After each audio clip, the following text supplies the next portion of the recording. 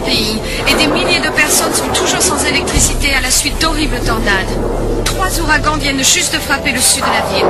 Et maintenant, un tremblement de terre. Je n'ai jamais vu une météo aussi épouvantable. Mettez-vous à l'abri.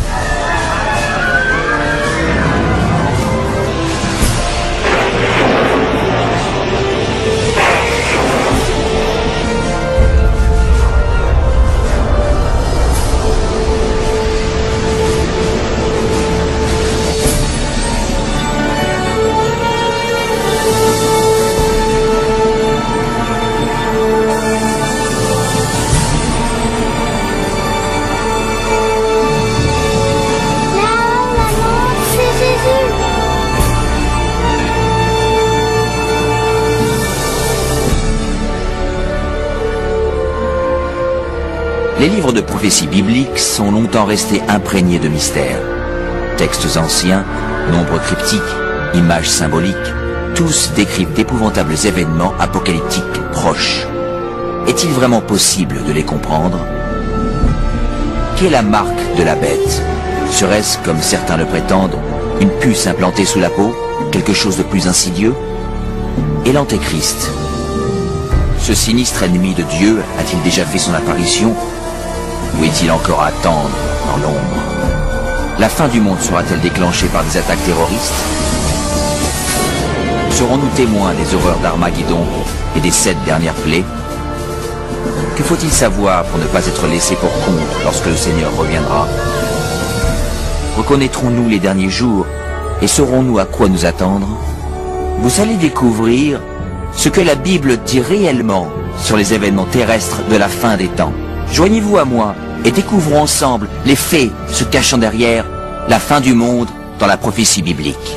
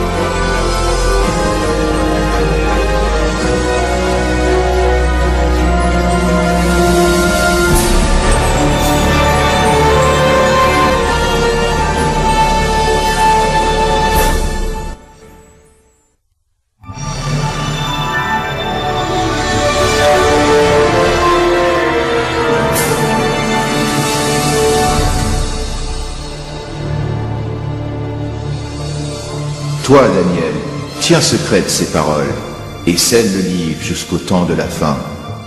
Plusieurs alors le liront, et la connaissance augmentera. La fin du monde, cela arrivera-t-il vraiment? Si oui, quand? C'est l'une des questions les plus importantes et mystérieuses de tous les temps. Le prophète Daniel a clairement prédit que juste avant la fin du monde, nous serions témoins d'un enrichissement considérable de la connaissance. Est-ce arrivé? Prenons par exemple les moyens de transport. Durant 60 siècles, l'homme ne pouvait pas voyager plus vite qu'à cheval.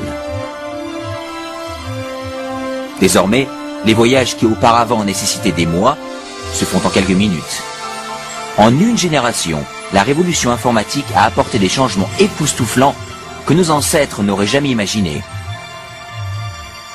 Mais une interprétation plus exacte de ce verset serait ces enrichissements de la connaissance des livres prophétiques, et ce qui était prédit est également arrivé. Mais les récits de Daniel ne sont pas les seuls qui parlent des événements des derniers jours. Que peut-il se cacher dans les anciens textes des Écritures? Vous entendrez parler de guerre et de bruit de guerre. Gardez-vous d'être troublés, car il faut que ces choses arrivent. Mais ce ne sera pas encore la fin. Et il y aura, en divers lieux, des famines et des tremblements de terre. Tout cela ne sera que le commencement des douleurs. En regardant autour de nous, force est de constater que les puissances politiques et naturelles ont fait de ce monde moderne un endroit de plus en plus dangereux. Pensez-y. Au cours des 100 dernières années, le monde a dû essuyer 2 guerres mondiales et de nombreux autres conflits majeurs, sans parler de la montée du terrorisme international. À ajouter à cela l'augmentation de catastrophes naturelles mortelles, tremblements de terre, incendies, inondations, tempêtes et dérèglements climatiques. Tout cela ravageant notre planète. Étonnamment, l'apôtre Jean avait prédit un autre signe de la fin des temps, la capacité de l'homme à détruire la planète.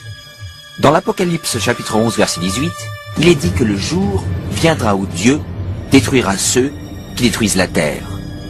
Il est évident que cette prophétie s'est vraiment réalisée. Durant des siècles, l'homme ne pouvait que lancer des flèches enflammées ou tirer des boulets de canon. Nous possédons désormais des armes dévastatrices, pouvant anéantir la vie sur cette planète. En réalité, Jésus avait même prédit que si son arrivée était repoussée, aucun être ne survivrait. Le Christ nous avait prévenu que nous aurions à faire face à tous ces dangers, mais que ceci ne serait que le début de la fin. Est-il possible que la fin du monde soit réellement déclenchée par l'humanité? Sache que dans les derniers jours, il y aura des temps difficiles, car les hommes seront égoïstes, amis de l'argent, fanfarons, hautains, blasphémateurs, rebelles à leurs parents, ingrats, irreligieux, insensibles, déloyaux, calomniateurs, intempérants, cruels, ennemis des gens de bien.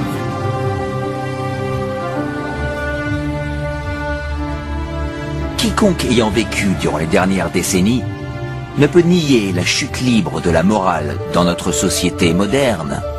Chaque génération repousse les limites d'une conduite acceptable.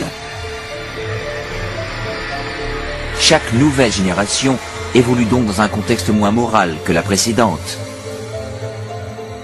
Malheureusement, cette tendance semble inexorable. À l'époque de Noé, la décadence conduisait à la destruction avec le déluge. Au temps de Lot, la dépravation perverse de Sodome et Gomorrhe conduisit à la destruction de ces cités par le feu divin. Ce qui arriva du temps de Lot arrivera pareillement. Les hommes mangeaient, buvaient, achetaient, vendaient, plantaient, bâtissaient. Mais le jour où Lot sortit de Sodome, une pluie de feu et de soufre tomba du ciel et les fit tous périr. Il en sera de même le jour où le Fils de l'homme paraîtra.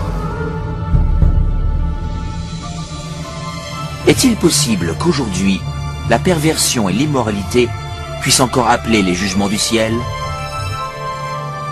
En plus du déclin moral de la société, la Bible prévoit également une montée en flèche du spiritualisme et de l'occultisme dans les derniers jours. Mais l'Esprit dit expressément que dans les derniers temps, quelques-uns abandonneront la foi pour s'attacher à des esprits séducteurs et à des doctrines de démons. La communication avec les morts, longtemps interdite par les Écritures, est maintenant largement acceptée, même dans les églises modernes. Les émissions de télé et les films mettant en scène la sorcellerie et les sciences occultes sont extrêmement populaires, surtout chez les jeunes. Malgré cette immoralité et cet étouffant spiritualisme, la Bible nous enseigne que là où le péché abonde, la grâce abonde d'autant plus. La promesse qu'a faite Jésus quant à la propagation mondiale de l'Évangile juste avant son retour offre un espoir profond. Cette bonne nouvelle du royaume sera prêchée dans le monde entier pour servir de témoignage à toutes les nations. Alors viendra la fin. La tâche de répandre l'Évangile aux 4 coins de la terre, qui autrefois paraissait insurmontable, devient vite une réalité. Grâce aux missionnaires, aux livres, aux cassettes, aux émissions satellites et à l'Internet, l'évangélisation s'accélère autour du monde. Le message du Sauveur n'a jamais été aussi répandu qu'aujourd'hui. La Bible révèle que nous vivons actuellement les derniers jours de la Terre. L'amélioration de la connaissance, l'instabilité globale, le déclin moral et l'intérêt démesuré pour l'occultisme prouvent que la fin est proche. Les signes de la fin sont bel et bien visibles. Mais il y a plus. La Bible annonce aussi que ce sont ces forces opposées du bien et du mal qui conduiront le monde à la bataille finale d'Armageddon. Bientôt, une crise mondiale encore inconnue plongera la planète entière dans les événements les plus terribles jamais vus encore. Car alors la détresse sera si grande qu'il n'y en a point eu de pareil depuis le commencement du monde jusqu'à présent, et qu'il n'y en aura jamais. Quelle catastrophe déclenchera cette crise? Et quand aura-t-elle lieu?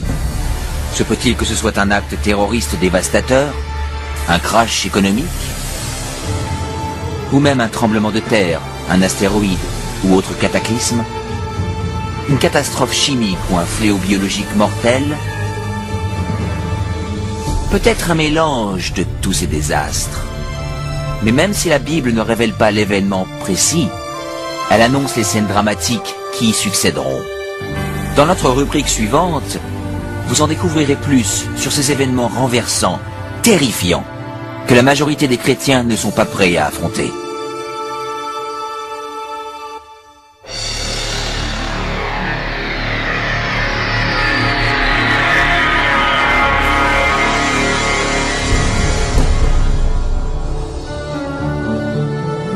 Alors que la fin du monde approche, les leaders mondiaux se battent contre les multiples catastrophes. Pendant ce temps, les chrétiens fidèles à Dieu font l'expérience d'un merveilleux élan d'énergie venant du Saint-Esprit. Après cela, je vis descendre du ciel un autre ange, qui avait une grande autorité, et la terre fut éclairée de sa gloire. Ce grand pouvoir qui illumine le peuple de Dieu, c'est le Saint-Esprit. Avec une sainte audace, il témoigne pour Dieu, implorant les églises pour qu'elles se réforment et appelant les égarés à venir vers le Christ. Il respecte la parole de Dieu et encourage le monde à se repentir et à obéir au commandement divin. Une atmosphère de renouveau se répand sur la planète et il appelle tous les pasteurs et les membres de l'Église à sauver les âmes. Alors que l'œuvre du Saint-Esprit augmente et les manifestations occultes s'intensifient, des démons trompeurs apparaissent par milliers en se faisant passer pour des êtres aimés, décédés ou des saints du passé. Ils parlent de paix et d'espérance en présentant des doctrines pleines d'erreurs subtiles et dangereuses. La Bible nous prévient. Car ce sont des esprits de démons qui font des prodiges. Comme on le suppose, ces manifestations ont une grande influence et très peu se prononcent contre elles. Jusqu'ici, les familles et les églises sont restées inefficaces dans leur tentative d'enrayer cette vague de malfaisance mondiale. Au cœur de cette agitation politique, morale ainsi qu'environnementale, les hommes cherchent le moyen de bloquer cette immoralité grandissante que nous avons aujourd'hui. Poussés par les électeurs, les leaders religieux et politiques mettent en place des mesures légales plus fortes pour restaurer les principes divins et la paix. Sous cette pression, le gouvernement vote des lois allant à l'encontre des principes de Dieu.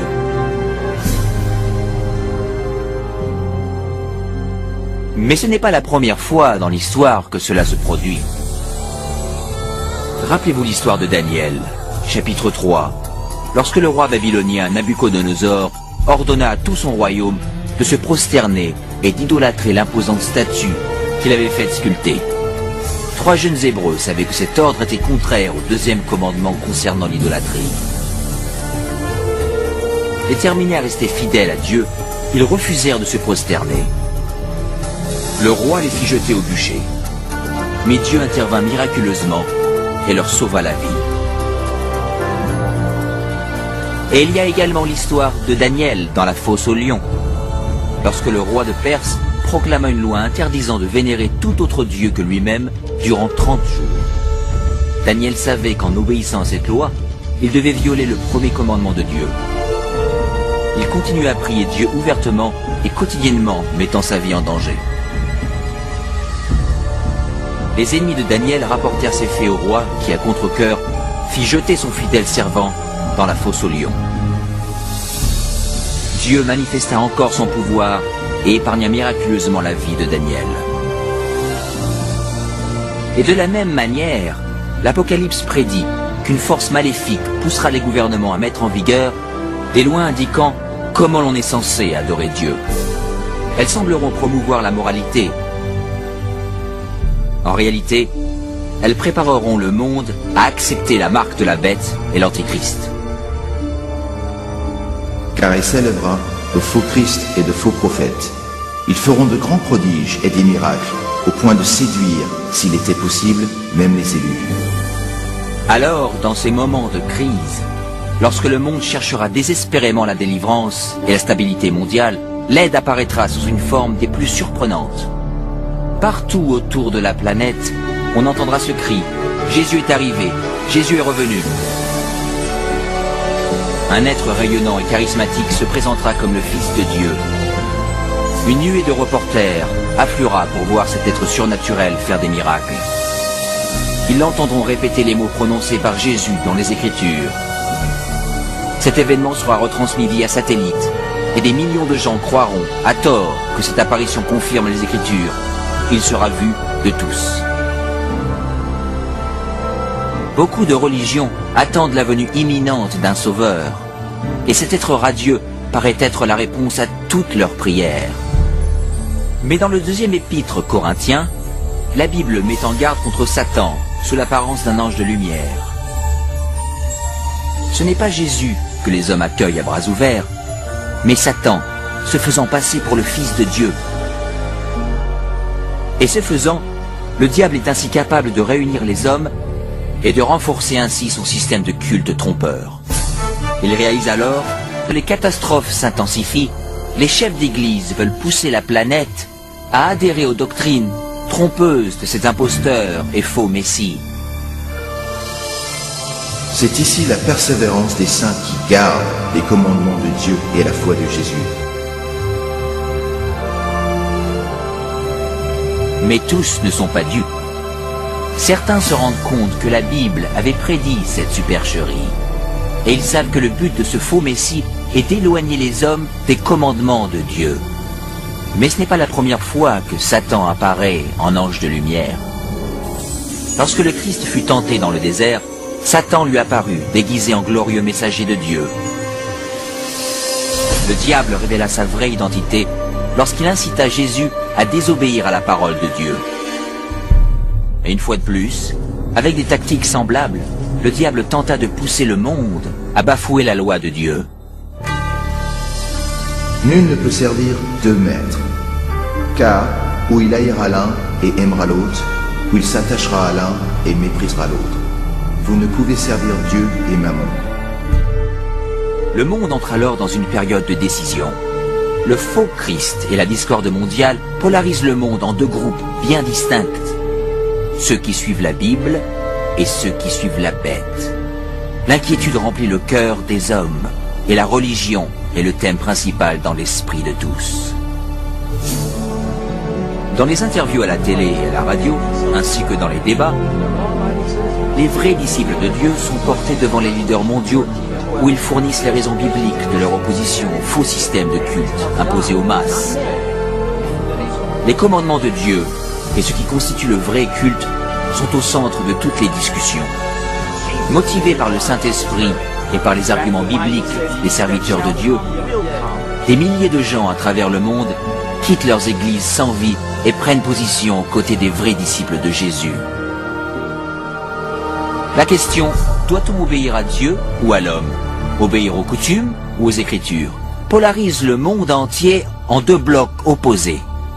D'un côté, ceux qui reçoivent le sceau de Dieu, et de l'autre, ceux qui reçoivent la marque de la bête. Que celui qui est injuste soit encore injuste, que celui qui est souillé se souille encore, et que le juste pratique encore la justice, et que celui qui est saint se sanctifie encore. Ce texte annonce clairement le prochain événement lorsque chaque homme, femme et enfant prendra sa décision d'être pour ou contre le Christ. Et les fidèles, ceux qui respectent la parole de Dieu, seront de son côté, malgré une opposition intense. Et d'un autre, ceux qui acceptent les traditions religieuses imposées par l'homme. Comme la porte de l'arche de Noé fut scellée avant le déluge, celle de la miséricorde est ainsi fermée au monde, et la grâce de Dieu n'est plus accessible. La deuxième venue du Christ est imminente. Mais tout d'abord, le monde doit subir la série de plaies la plus dévastatrice jamais endurée par l'humanité. Et j'entendis une voix forte qui venait du temple, et qui disait aux 7 anges, « Allez, et versez sur la terre les 7 coupes de la colère de Dieu. » Le premier alla, et il versa sa coupe sur la terre, et un ulcère malin et douloureux frappa les hommes qui avaient la marque de la bête, et qui adoraient son image. Tout espoir d'amélioration est détruit lorsque les 7 dernières plaies de l'Apocalypse s'abattent finalement sur notre planète. C'est le fléau le plus abominable jamais vu par l'homme, et c'est aussi le dernier. La première plaie est extrêmement douloureuse et effroyable, et cause une atroce souffrance pour les égarés. 6 autres suivent rapidement. L'eau des mers et des rivières se change en sang. Le soleil reçoit le pouvoir de brûler les hommes. Plaie après plaie se suivent. La terreur règne sur les peuples de la terre, frappés de panique. Pendant ce temps, une partie des rescapés trouve refuge à l'écart, où ils sont protégés et soutenus par les anges de Dieu. D'autres sont jetés dans des prisons. Alors qu'ils semblent oubliés par l'homme, ils ne sont pas oubliés par Dieu. Les fidèles sont protégés des plaies, comme les enfants d'Israël furent préservés du fléau qui s'abattit sur l'Égypte. Les fidèles traversent alors une terrible période de quête spirituelle. Leur seule pensée devient « Sommes-nous dans les pas de Dieu ?» Ils trouvent la tranquillité en faisant confiance aux promesses de Dieu. Et le dragon fut irrité contre la femme, et il s'en alla faire la guerre au reste de sa postérité, à ceux qui gardent les commandements de Dieu et qui ont le témoignage de Jésus. Convaincus par le faux Christ, les misérables égarés pensent que leur seul espoir de se débarrasser de ce fléau est d'éliminer leurs opposants. On décide donc de rechercher et d'exterminer en une journée le peuple de Dieu qui se raccroche aux Écritures. Sur le champ de bataille spirituel, ceux qui suivent les traditions de l'homme et adorent la bête affrontent ceux qui aiment Jésus et obéissent à ses commandements. Ceci est la dernière bataille d'Armageddon. La malfaisance du monde a atteint les limites de la patience de Dieu, et il est temps pour lui de secourir ses fidèles enfants.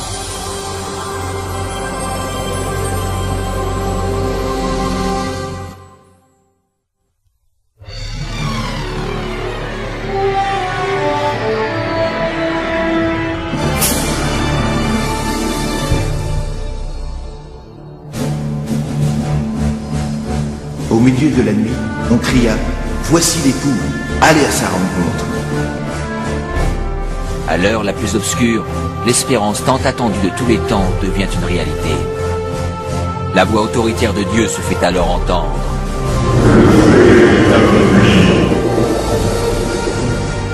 La voix tonitruante remue les cieux. Un puissant tremblement de terre signale alors l'approche d'une grande armada céleste.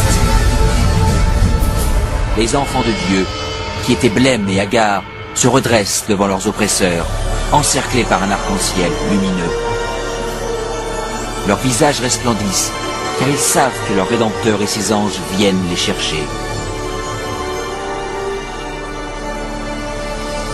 Voici, il vient avec les nuées, et tout œil le verra, même ceux qui l'ont percé, et toutes les tribus de la terre se lamenteront à cause de lui. Ce n'est pas un enlèvement secret, comme vous avez dû l'entendre. Toute personne sur Terre assiste à cet événement extraordinaire, et la plupart en sont terrifiés. Les égarés s'enfuient dans les cavernes, tentant en vain de se cacher d'une voix sacrée. Les Comme Jésus l'avait promis, les êtres malveillants qui avaient marqué son procès et sa crucifixion sont élevés de leur tombe pour le voir arriver dans un nuage de gloire. Car le Seigneur lui-même a un signal donné, à la voix d'un archange et au son de la trompette de Dieu, descendra du ciel, et les morts en Christ ressusciteront premièrement. On entend alors une trompette résonner dans les cieux. Et la voix toute-puissante du Sauveur appelle les saints endormis depuis des siècles. Réveillez-vous, vous qui dormez dans la poussière, et levez-vous. Sur toute la terre, une armée de saints se lève de leur lit de poussière. Ils apparaissent dans des corps jeunes, glorifiés et immortels, sans aucune trace de maladie ou de défiguration. Ensuite, ceux qui ont traversé la période trouble sont également transformés. Ils reçoivent un nouveau corps, beau et immortel. Les âmes perdues, terrifiées, regardent avec angoisse cette scène surprenante. Ensuite, nous, les vivants, qui serons restés, nous serons tous ensemble, enlevés avec eux sur des nuées, à la rencontre du Seigneur dans les airs. Et ainsi, nous serons toujours avec le Seigneur. Les âmes transformées s'élèvent au-dessus de la destruction. Comme du fumier sur la terre. Au cours de la deuxième venue, le chaos règne sur la planète. Parmi les ouragans de démons hurlants, les tremblements de terre, les océans bouillonnants, les îles en disparition et les nuages menaçants, la terre est battue de grêlons gigantesques. Les âmes perdues encore vivantes sont bientôt détruites par la clarté de la présence du Seigneur. Leurs corps sont éparpillés sur la surface de la planète ravagée. Pour la première fois depuis sa création, la Terre est désormais complètement dépourvue de toute vie humaine. Seul Satan et ses anges déchus demeurent pour contempler les résultats de la rébellion.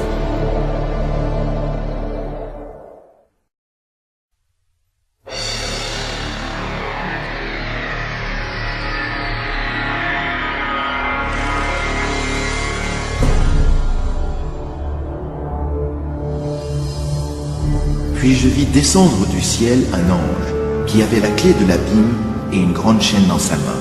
Il saisit Satan et il le lia pour 1000 ans.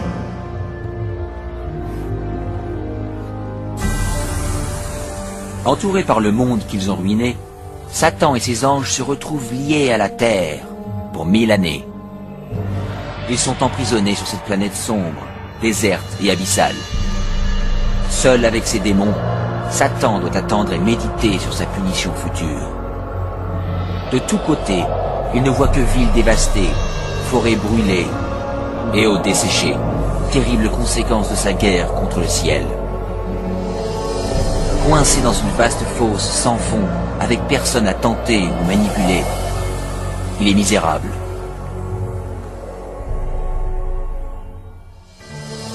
Et je vis des trônes, et à ceux qui s'y assirent fut donné le pouvoir de juger.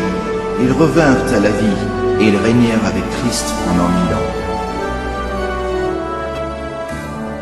Alors que Satan médite seul sur son sort, les âmes rachetées profitent des gloires indescriptibles du ciel. Chacun rencontre son ange gardien qui répond aux multiples questions concernant sa vie sur terre. Puis Dieu, dans un acte ultime de révélation, les invite tous à participer au jugement des âmes perdues en ouvrant leur dossier.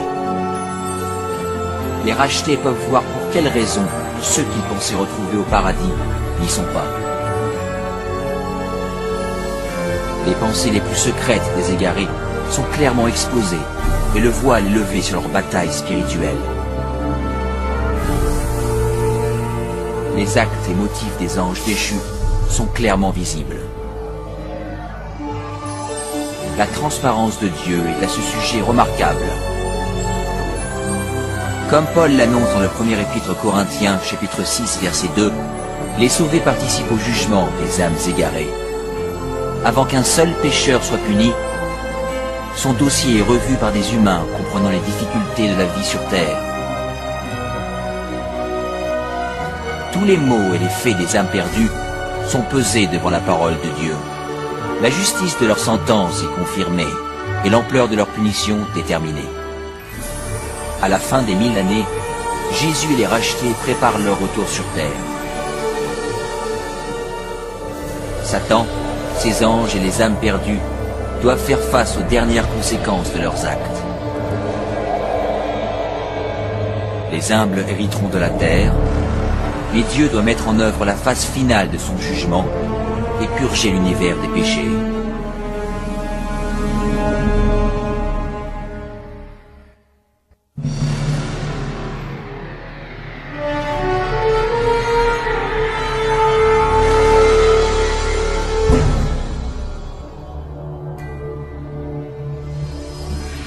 Et je vis descendre du ciel, auprès de Dieu, la ville sainte, la nouvelle Jérusalem, préparée comme une épouse qui s'est parée pour son époux.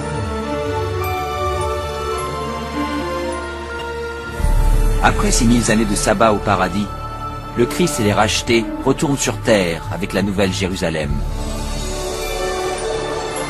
En s'approchant de la planète dévastée, Jésus ordonne aux âmes perdues de sortir de leur tombe poussiéreuse. Entendant ces mots, les laissés pour compte de toutes époques et de tout lieu se présentent devant Dieu. Ils sont sauvés en gardant leur corps de mortels. Alors que Jésus descend du ciel, ses pieds touchent le mont des Oliviers. Le mont est anéanti par un immense tremblement de terre qui le transforme en une vaste plaine.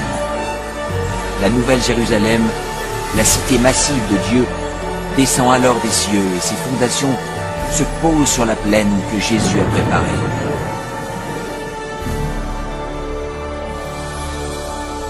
Quand les 1000 ans seront accomplis, Satan sera relâché de sa prison, et il sortira pour séduire les nations, afin de les rassembler pour la guerre. Étonnamment, Satan réussit à tromper ses adeptes une dernière fois et les mobilise pour prendre par la force la cité céleste. Les généraux et les militaires se préparent pour cette bataille épique.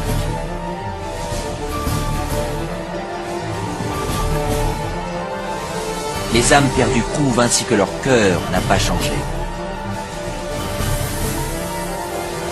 S'ils le pouvaient, ils renverseraient Dieu de son trône et s'empareraient de la cité sainte.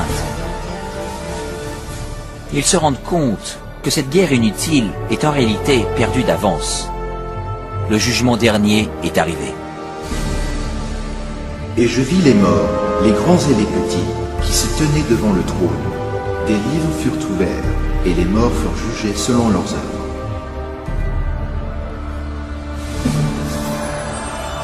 Le Seigneur apparaît alors sur son trône glorieux. Tous les plans de guerre des âmes malveillantes sont stoppés immédiatement.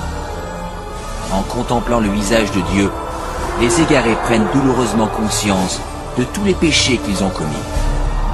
Ils se rappellent de chaque instant où ils ont tait leur conscience, où ils se sont éloignés des supplications du Saint-Esprit.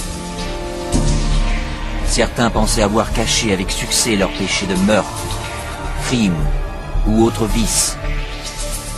Avec honte, ils comprennent à présent les mots de Jésus que l'on trouve dans Luc, chapitre 12. Il n'y a rien de caché qui ne doive être découvert, ni de secret qui ne doivent être connus. Chacun comprend qu'il a, par son propre choix, rejeté le salut en voyant défiler sous ses yeux le panorama de sa vie. Tragiquement, la paix et la joie de ceux qui habitent dans la cité ne seront jamais les leurs. L'intense désespoir qui les envahit entièrement dépasse. Bien-aimés, mais un feu descendit du ciel et les dévora. Finalement, le temps est venu pour les égarés de faire face aux conséquences irréversibles de leurs actes. Sans avertissement, l'Apocalypse descend des cieux. La terre se rompt et le feu jaillit des cavernes. Alors que l'enfer engloutit les âmes perdues, les justes restent sains et saufs dans les portes de la Nouvelle Jérusalem.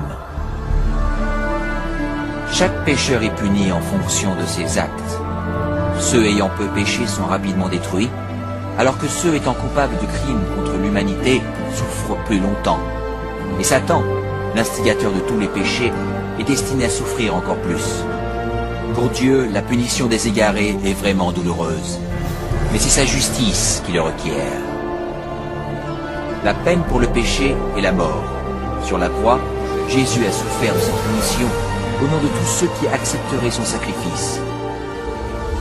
Mais les égarés ont rejeté cette offrande et doivent maintenant payer eux-mêmes l'horrible prix du péché.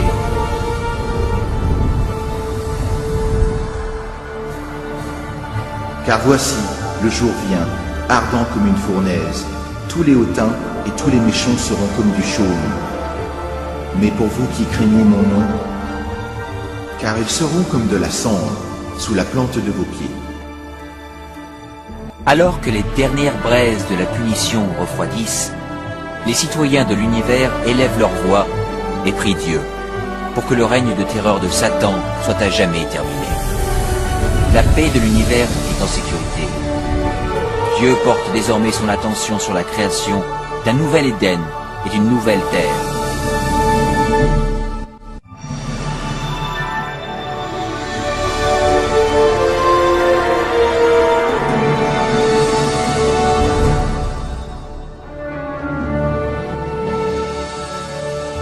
Puis je vis un nouveau ciel et une nouvelle terre, car le premier ciel et la première terre avaient disparu.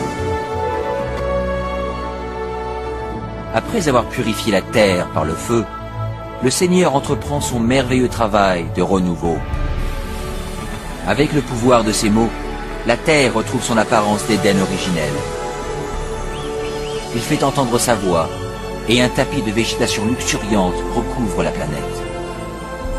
Sous son commandement, la terre et l'eau regorgent de vie. D'innombrables créatures magnifiques explorent le nouveau paradis.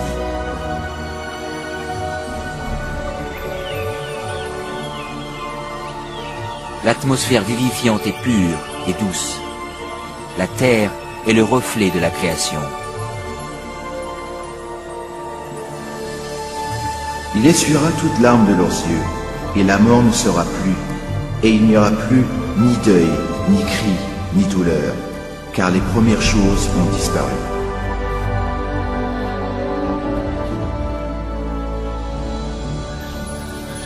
La sécurité de l'univers est assurée. Avec la Nouvelle Jérusalem comme capitale, tous les êtres créés se réjouissent de l'amour de Dieu. Ceux qui ont été sauvés de la destruction éternelle partagent un lien spécial avec leur Créateur qu'aucun autre être céleste ne peut apprécier. Alors que les péchés et les pécheurs ont été détruits pour toujours, une trace de la grande rébellion demeure. Qu'est-ce que t'as à la main? Ce sont les cicatrices sur les mains, les pieds et le côté de Jésus. Alors que s'écoulent les jours heureux de l'éternité, les souvenirs tristes et douloureux se dissipent dans la gloire et la splendeur des cieux. Les enfants immortels de Dieu peuvent désormais atteindre leurs plus grandes ambitions. La recherche de connaissances illimitées stimule l'esprit. Sans les contraintes d'une vie terrestre, les rachetés sont libres d'explorer les merveilles de l'univers infini de Dieu.